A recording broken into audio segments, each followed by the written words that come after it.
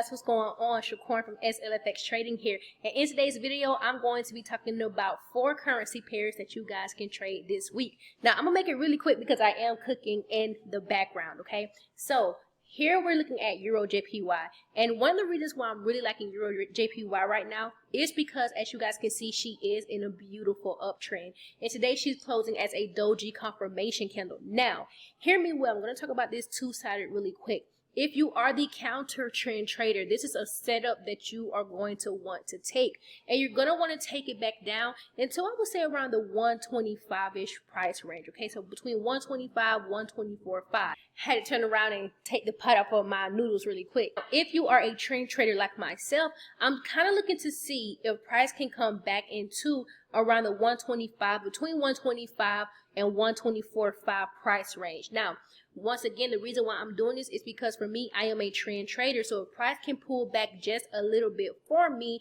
I'm going to look to see if I can get a trend continuation trade from this area. Now, the first target that I'm going to be looking for is going to be 126.742, right back up to the previous highs. And then I'll even have an extended target for cash flow. So that's EURUSD. Now, we're going to go over to pound JPY. So the JPYs are really following each other. I mean, even if you took a look at USDJPY and Swiss JPY, you can see that we've gotten some bearish retracements for the day following from Friday. All of these pairs, the grouped pairs, the yen pairs, I talked about this in the video last week, how to group your currency pairs, and I'll link that video somewhere here or the bottom of the description.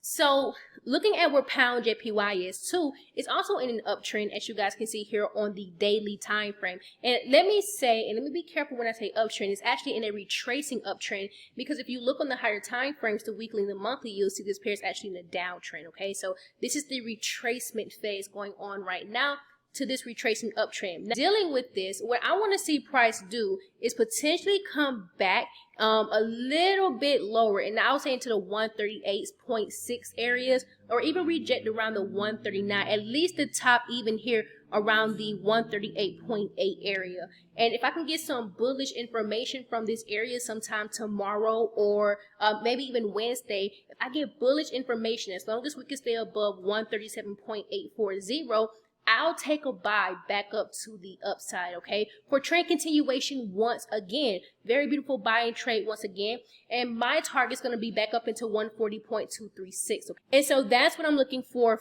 pound JPY. Now, we're going to also go over into pound New Zealand. Pounds are going to get some love from me this week because these pairs are pushing up a little bit higher. And I want to see if we're going to keep pushing back up to the upside, okay? So pound New Zealand dollar, as you guys can see, she's been pushing up quite well as well too. And I want to see if she can come back into my zone somewhere around the $1.99 range. If she can come back down to the $1.99 range, and if she can show some bullish information from here, I'll take a buy back up to the upside. And so I'll do that. Now, once again, if you're my counter trend trader, then trading back down into the 1.99 thousand area, it could be ideal for you. Now, please hear me well. I'm not telling you what to do. I'm not telling you price will do this. I am saying the if this is on your price chart and you are the counter trend trader, and if you agree and you see that you could take a sell against price going up, right, because we have some bullish momentum.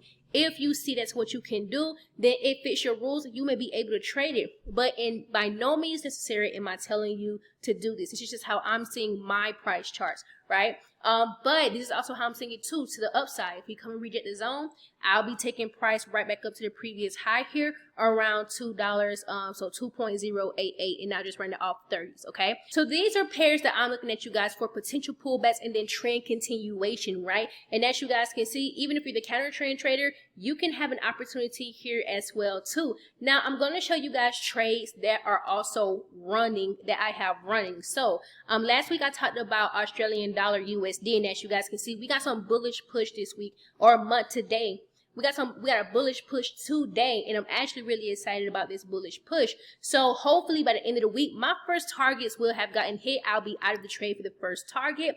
And then once I'm out of that first trade, I'll have another runner that's actually running in profit. So now I'm cash flowing, right? And I'll move that trade to break even so I can't lose any money. So this one is going pretty well. Euro USD today, as you guys can see, we got some bullish push, and I saw another move to the upside, but I was asleep when that opportunity came. So I was like, ugh, there could have been another extra position, which is why I have that Fibonacci on, because I had it all set out. It was going to be a quick day trade, but it passed. I was asleep around the time that the entry came. So now I'm going to wait on to see if we get a move back up to the upside, continuing for price to hit my first target at 1.19151, and if we hit it, that will be great too. Another position that I have running so far too is USD Swiss. USD Swiss almost hit my first target today. It came this close from hitting my first targets, but it did not hit. But I am still in the trade, so I'm gonna chill, right?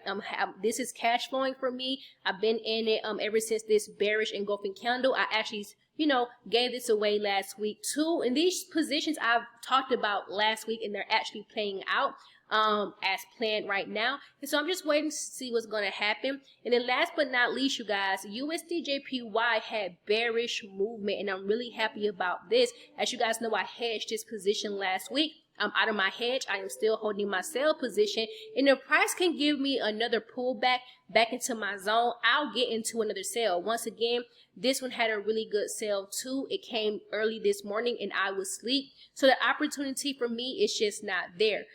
So what I'm going to do is see if we can get a pullback for this week. If we can, I'll enter in for another sell. If not, I'll hold my sell position. I'll rock out from there. I'll be fine. We have gold. So as you guys know, I hedged this position last week as well. I've been holding a buy. I got into a sell last week, made a few dollars off of the sale. Now I'm holding my buy because now my buy has recovered. So this is why hedging is very important. If there's not a need to get out of the trade, we're not going to get out of our position, right? Sometimes when you're using a stop loss, it could make you get out of a position too early. But because I'm looking at this and we still have some bullish potential on these dollar quote pairs as far as bearish information goes, I'm looking for the base pairs or the inverse base pairs, which is Euro USD, Pound USD, New Zealand dollar, well, maybe not New Zealand dollar, but AUDUSD, and even gold here. I'm kind of looking for those to keep rising, but we'll see. The week is not over yet. It's only Monday, so I don't want to speak too soon. I don't want to speak too early, but I am hoping and praying we can get continued momentum. If not, we just do the opposite, okay? So without further ado, you guys, these are Forex pairs in the middle that you can trade this week if it allows you to, okay? So without further ado, you guys, make sure you're subscribed, and I will catch you guys tomorrow.